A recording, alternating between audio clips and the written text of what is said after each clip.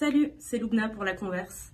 Aujourd'hui, on a appris une nouvelle très importante. Israël et le Hamas ont accepté un accord pour un cessez-le-feu à Gaza. C'est une annonce qui a été célébrée dans les rues ravagées de Gaza, dont les habitants subissent une guerre sanglante d'Israël depuis les attaques du Hamas le 7 octobre 2023, ce qui fait déjà 1 an et 3 mois. Mais que dit cet accord concrètement ? Eh bien, selon le Premier ministre qatari, qui est le médiateur de ces négociations, la trêve débutera ce dimanche 19 janvier et se déroulera en 3 phases.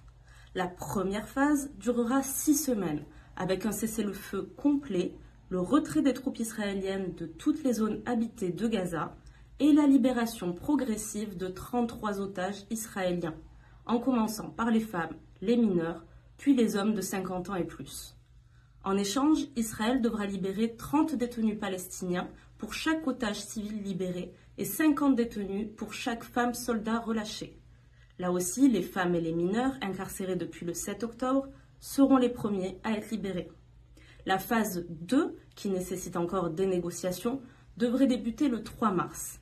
Elle prévoit la libération du reste des otages israéliens et le cessez-le-feu temporaire deviendrait alors permanent.